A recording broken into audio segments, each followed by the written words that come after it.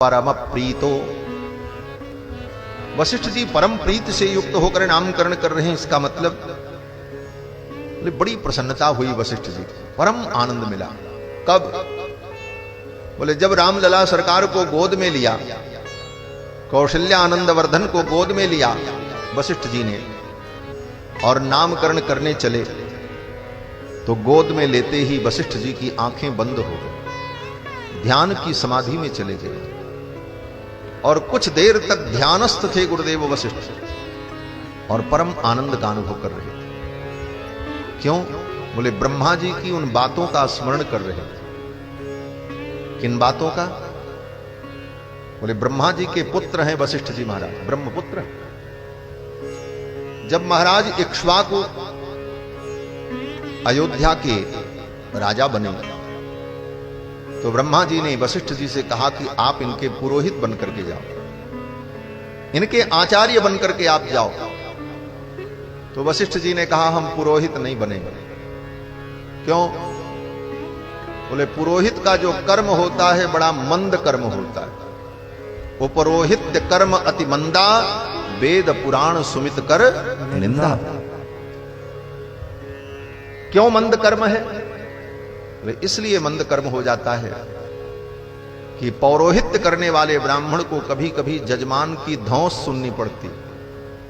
जजमान अगर अभिमानी मिल जाए तो उस ब्राह्मण को अपमान सहन करना पड़ता। और कहीं अत्यधिक अभिमानी जजमान मिल जाए बोले तब तो ब्राह्मणों को डांटता भी। पंडित जी को पाठ करने जाना था, 10 बजे पहुंचना था, 10:30 बजे पहुंचे तो जजमान कहता महाराज आधा घंटा लेट आए। समय से आना चाहिए आपको। बोलेगा भाषा तो बहुत बढ़िया, लेकिन उसकी भाषा में अहंकार निकले। ब्राह्मण तुम्हारे यहां पाठ करने आया, तुम्हें आशीर्वाद देने आया है, वो तुम्हारा नौकर नहीं। अगर नौकर समझ करके ब्राह्मण से तुम पूजा और अनुष्ठान कराते हो तो उसका फल प्राप्त नहीं, सम्मान बना लो। लेकिन पौरोहित्य कर्म करने वाले ब्राह्मण को यह सब सहन करना पड़ता। और जो दान ब्राह्मण लेता है, जजमान जो दान देता है ब्राह्मण को, वो देखने में सोना चांदी कपड़ा बर्तन होता है, अन्न होता है, लेकिन यथार्थ में वो क्या होता है? बोले जजमान का पाप होता है। जजमान अपना पाप देकर पाप मुक्त हो जाता है और ब्राह्मण उस पाप प्रतिग्रह को ग्रहण करता है।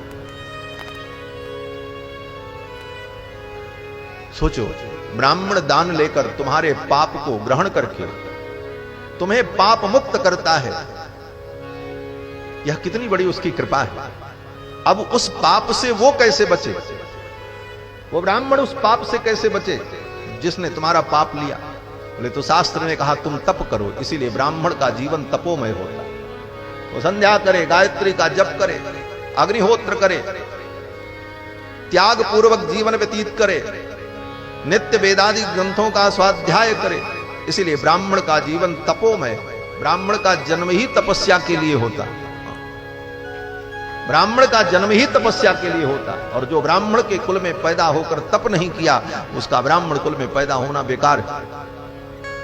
ये मैं नहीं कह रहा हूं, शास्त्र का वचन कि ब्राह्मणस्य शरीरोयम क्षुद्र कामाय नेष्यते। ब्राह्मण का शरीर क्षुद्र काम करने के लिए नहीं मिला है, छोटे छोटे काम करने। कृच्छाय तपसे चेत्य प्रेत्यानंत सुखाय च। इस शरीर को पाकर के तप करो, वेदादि शास्त्रों का अध्ययन करके धर्म की रक्षा करो, लोगों को धर्म का उपदेश करके लोगों के अंदर धर्म की प्रतिष्ठा करो। इसलिए परमात्मा ने तुम्हें ब्राह्मण बना करके दिया। ये ब्राह्मण का धर्म। तो ब्राह्मण जब अपने धर्म का पालन करता है, नित्य नियम से रहता है, तो जजमान का पाप लेकर के उस पाप को भी वो पचा जाता है। तभी उसके अंदर उस पाप को पचाने की क्षमता पैदा होती है। सामवेद में कहा गया कि अष्टकृत्वा पृथ्वीम अधिजयति। जो ब्राह्मण संध्या वंदन नियम से करता है और गायत्री का जप करता है, वो कैसा भी प्रतिग्रह और दान ले ले, वो सब को पचा जाता है। उसके अंदर वो अग्नि तत्व प्रकट हो जाता है, उसके अंदर वो तेज होता है। तो ब्राह्मण अगर तप न करे तो वो दान ही केवल लेता रहे तो फिर वो पतित हो जाता, उसकी संतानें कर्महीन हो जाती। इसलिए ब्राह्मण को बहुत सावधान रहना चाहिए। वशिष्ठ जी ने कहा, पितामह अगर मैं पुरोहित बनकर के जाऊंगा तो ये सब मुझे लेना पड़ेगा, करना ही पड़ेगा, तो कहीं मेरी बुद्धि मलिन न हो जाए। और बुद्धि मलिन हो गई तो भगवान के चरणों की भक्ति नहीं हुई, और भगवान के चरणों की भक्ति नहीं हुई तो मानव जीवन व्यर्थ हो जाएगा। भगवान मुझे कैसे मिलेंगे? तो ब्रह्मा जी हंसने लगे। ब्रह्मा जी ने कहा, एक बात बताओ, अगर तुम इनके पुरोहित बनकर के जाओ और तुम्हें भगवान मिल जाए तो? वशिष्ठ जी ने कहा, हम पुरोहित बनकर के जाएं और भगवान मिल जाए, ऐसा कैसे होगा? बोले होगा। वे कैसे मिलेंगे? ब्रह्मा जी ने कहा, तुम इनके पुरोहित बनकर के जाओ, इन्हीं के कुल में आगे चल करके एक राजा होंगे जिनका नाम होगा श्री दशरथ, और उनके घर में परब्रह्म परमात्मा चार चार रूपों में प्रकट होंगे और तुम्हें घर बैठे भगवान मिल जाएंगे।